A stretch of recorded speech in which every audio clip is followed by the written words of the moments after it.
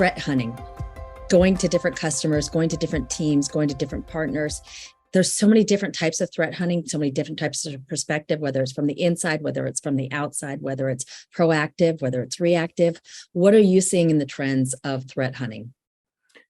So we see a lot because we deal with a lot of different organizations, some big, some small, and we see a lot of different approaches to this. The thing that we commonly see coming back to is everybody says, I'd love to be able to threat hunt, but they don't really define what threat hunting is. Definitely.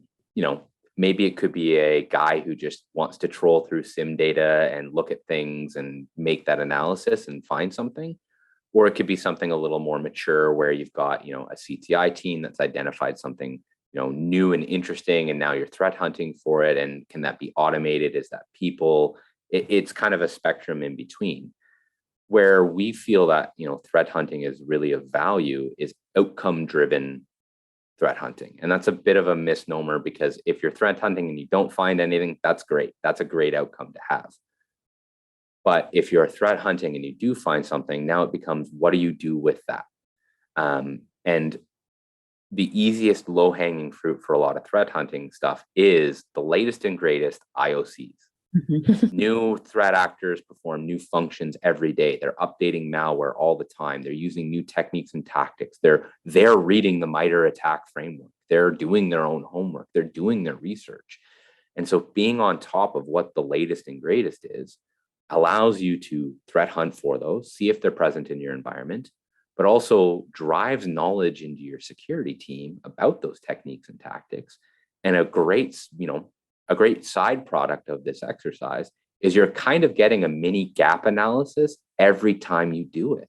You have that discussion around, okay, well, we've got a new variant of Emotep. That's a big one right now that is running rampant. Well, can we detect it? Yes. Are we getting those logs? Yes. Okay, let's go look at those logs. Let's see what's there. Is it parsed properly? Can we use that data effectively? And you're getting this constant cyclical pattern of evaluation that because everything latest and greatest is not the same, you're kind of reviewing your architecture every step of the way, every day through this outcome-driven threat hunting, which reduces risk, which means that you're getting more, experience in your team, and it's making your overall security posture significantly better. But it all comes down to what's the latest and greatest.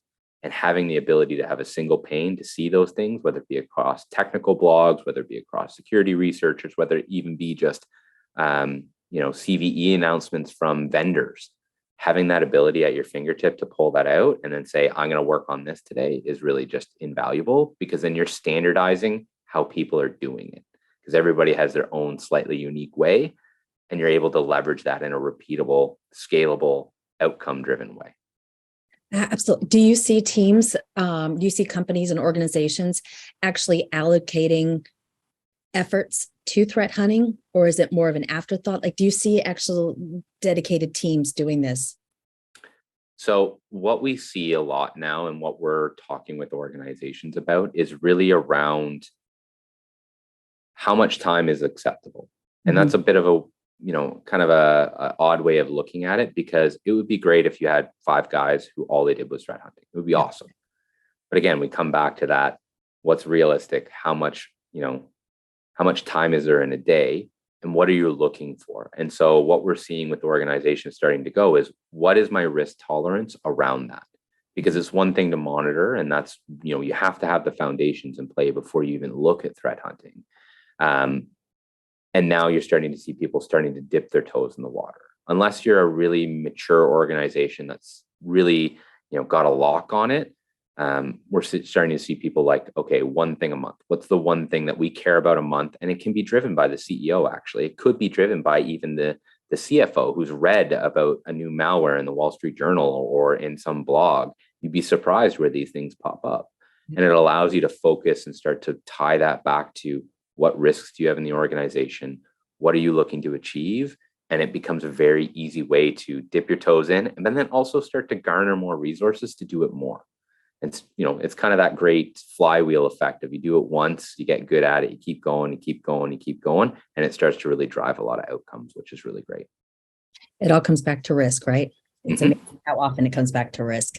I love to hear that teams or that organizations are actually allocating resources with the finite number of people, money, budget, that they're actually doing that is fantastic. Awesome. Well, Devin, thank you so much for your time today. Really excited about this and really appreciate all you're doing. It was my pleasure. Thank you for having me.